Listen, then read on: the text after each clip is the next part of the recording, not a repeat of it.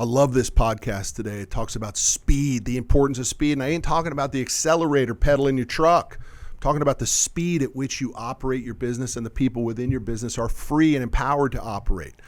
We covered just a couple things. Number one, I do not believe that speed kills your business. In fact, I think speed might save your business if it's done properly without chaos.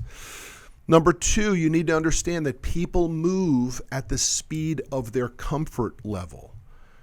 That's just human nature. But if you understand it, you can work around that, you need to know that people have to get uncomfortable to incorporate speed. And the third piece is just, I give 4, really 5 with the bonus tip. And number 4 is this 90-10 rule. If you can operate your business at 90% accuracy, you can live, the entire organization can live with 10% worth of mistakes. Speed matters. It will not kill your business. And by the way, just so everybody's clear on it, and I talk about it when the podcast starts, I'm not talking about going down the road at 90 miles an hour in the big rig. I'm talking about speed within your organization. It will not kill the organization. Hey, do us a favor. Like this podcast, share it, tell your friends about it, offer us comments, post it if you like it enough, post it in your LinkedIn page or on your social media page so other people can learn about it too. We're dedicated to helping the transportation industry become great business owners, not just great technical truckers or technical construction companies or technical towing companies. We want everybody to run great businesses in transportation. We hope you enjoy this one. I know this is one of my favorites, and we'll see y'all down the road. Author of The Grit. Author of You Need More Money. Founder and president of Commercial Fleet Financing, it's Matt Manero. The Driving Success Podcast, powered by Commercial Fleet Financing. Welcome to the Driving Success Podcast, powered by Commercial Fleet Financing. I'm your host, Matt Manero, where I come to each and every week from our studio in Dallas, Texas. Speed does not kill. Let me repeat. Speed does not kill. Now, we all know this podcast is for the transportation industry.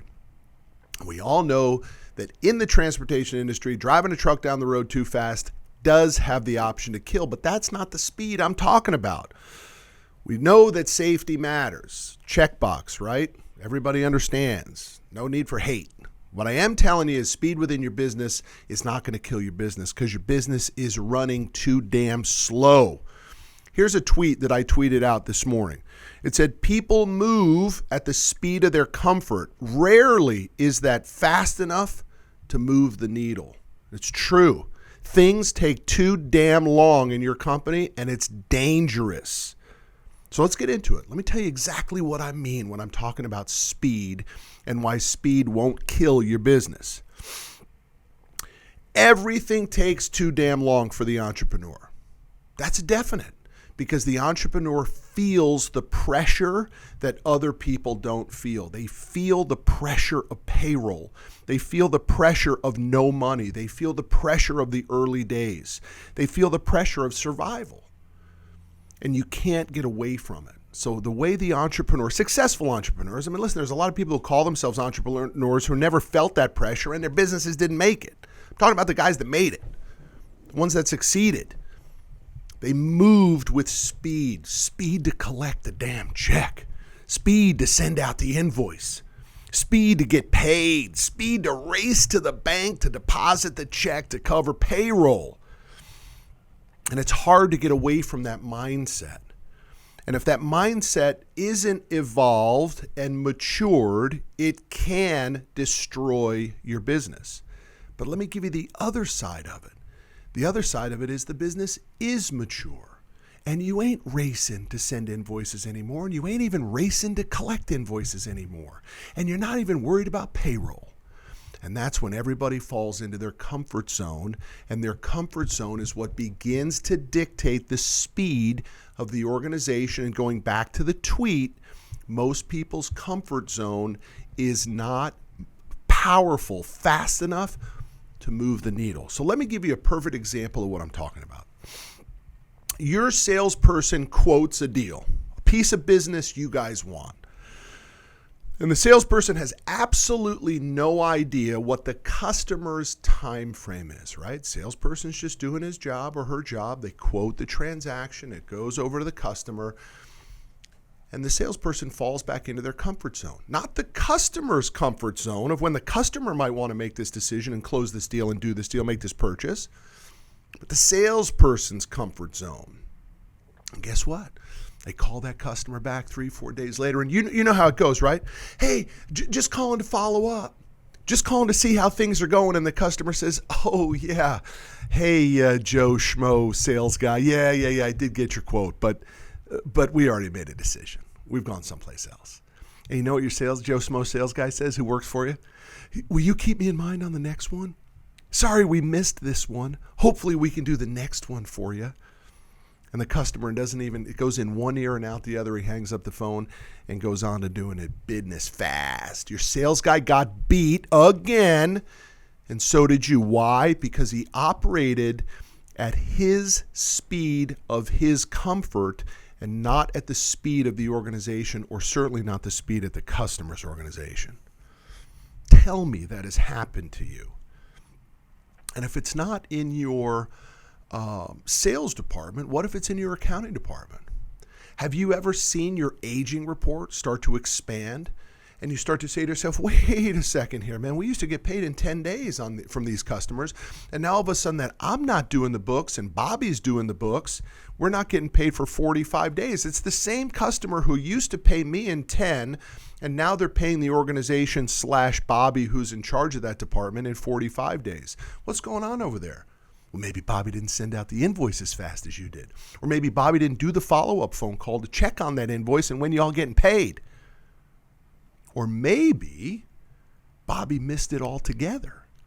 And maybe, as I've seen hundreds of times, when an aging report starts to creep out, 15, 30 days, 45 days, 60 days, maybe the customer that you're still doing business with is in bad shape. And you don't see it, and Bobby don't see it, and Bobby didn't bring it to your attention. And 60 days or 90 days out, that customer files bankruptcy, and you get kicked in the nuts for $250,000 that you thought was coming in, that you already paid out. Your driver's been paid out on it. Your fuel's been paid out at. Your per diem's been paid out at. And that $250,000 that you had on your balance sheet as an accounts receivable, and you were working your numbers that said that $250 is going to hit my retained earnings, and I'm going to be in good shape, doesn't come in. Why? Because you moved too damn slow on your invoices and your receivables. Why?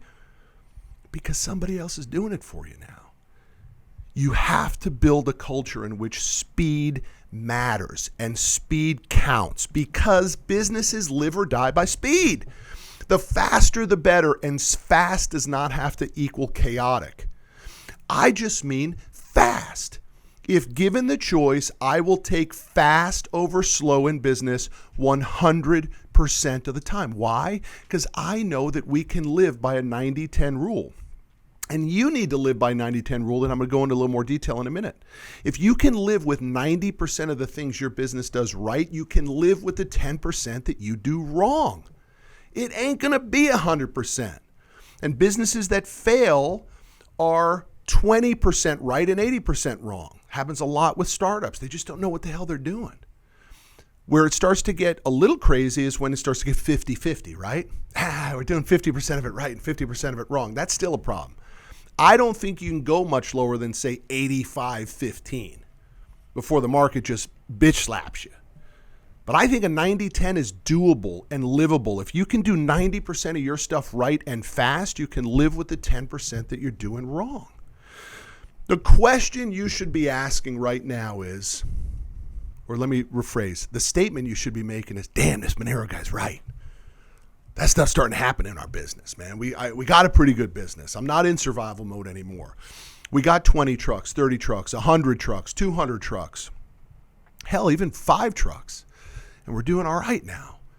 But I do kind of feel like it moves a little slow. So how do I change it and reinstall speed into the organization? And I have 4 tips plus a bonus for you. Let's do them. Number 1, only hire people who are comfortable being uncomfortable. You have to ask this question in the hiring process. When was the last time you did something in your life or your career that made you very uncomfortable, and then ask them to explain it? And here's what you're going to get. If they say, oh, wow, I hung the Christmas lights on my house this year, you might want to pass on that guy. Or if they say, I took a company that was losing money and they had $1 million in revenue, and 24 months later, I turned them into a $4 million profitable company, you might want to bust out the checkbook and hire that person. You need people who are comfortable being uncomfortable, because if left to their own druthers, most people will operate in comfort, and comfort is often not speed. Number 2, outsource more to companies who can get the job done faster. A perfect example is a company that I consistently consult with. They're called One Day Web Build. Now, they have built their entire business as a digital marketing agency until my buddy Judge and I do these business boot camps called Burn the Ships. You can learn more at burntheships.com if you want to know what they're all about. And this company came to it as a struggling digital marketing agency, and we said, you guys need to change a product offering. You need to offer a one-day web build. They didn't even understand what we were talking about. And we said, you need to build customers' websites in one day, soup to nuts, and you need to charge a lot of money for it. They started to do it. In fact, we started to refer business from our Burn the Ships business boot camp to these guys, and they're as busy as they can possibly be. They take a website from soup to nuts. I'm talking about copywriting. I'm talking about pictures. I'm talking about video that they shoot, edit, upload, coloring, images, testimonials, everything you need for a website rebuild, and they do it in 24 hours, and they charge you $7,000 to do it. Now, you might be like, oh man, $7,000. I just did mine on Wix, and it didn't cost me anything. That's my point. You shouldn't be doing those things on Wix, because everybody in the marketplace knows you did it on Wix. Hell, it says Wix at the bottom. And anybody who knows says Wix isn't all that impressive.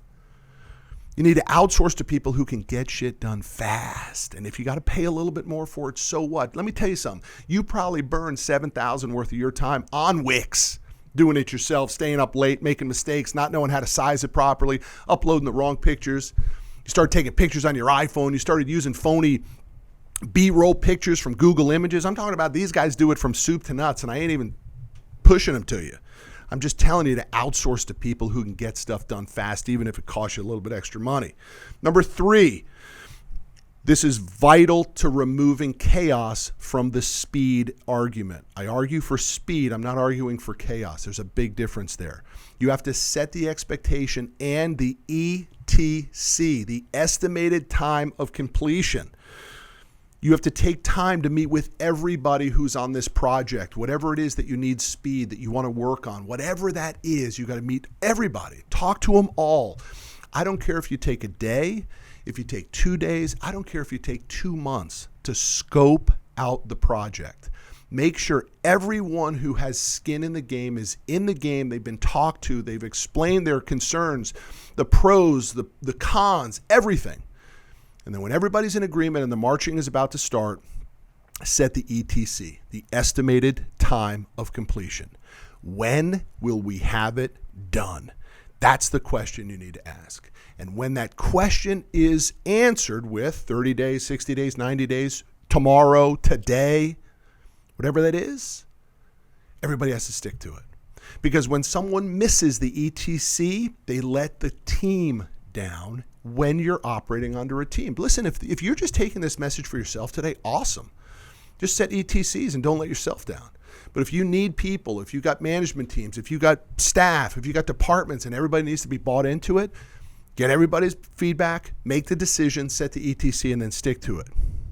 Number 4, don't make or accept any excuses. If the project is meaningful and beneficial to the organization, and it's well thought out, and an ETC has been set, be relentless to the ETC. Accept nor make excuses. Period. End of story. The team is climbing the hill, and we're going to get to the top on this date. And here's number 5, the bonus tip, which is what I talked about a little bit earlier. A little bit more detail on this 90-10 rule. If you can operate your business making 90% of your decisions right, you can live with the 10% that you make wrong. Now, here's why this is so important. Because if you have great people in your organization, some of them are going to be perfectionists. They're going to feel like failures if they don't do it perfect, and that is not a bad thing. If you introduce the 90-10 rule, it gives them a breather, a relief, a sigh that says, okay, I don't have to be perfect in this organization. I just got to be pretty damn close to perfect, 90% perfect. And the organization has said they're going to live with the 10% that I do wrong. And that means you can't be an asshole when they do something for the 10% wrong. You just have to say, hey, that's what we're doing. Now, you could be a little firm if they're 50% wrong, and you can fire their butt if they're 80% wrong. But if you have a 90-10 rule, your perfectionists will calm down and they'll say, I don't have to operate at 100%. There's tremendous pressure on perfectionists. You guys need to understand that. It's something I didn't understand for all these years. There are people, great people in your organization who require that they do things perfectly, and that in itself is a huge burden.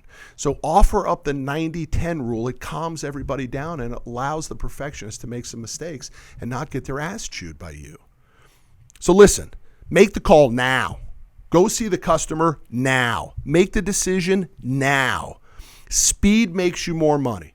Speed beats the competition. Speed keeps you ahead of the rest. And speed does not kill your company, but I promise you, lack of speed can.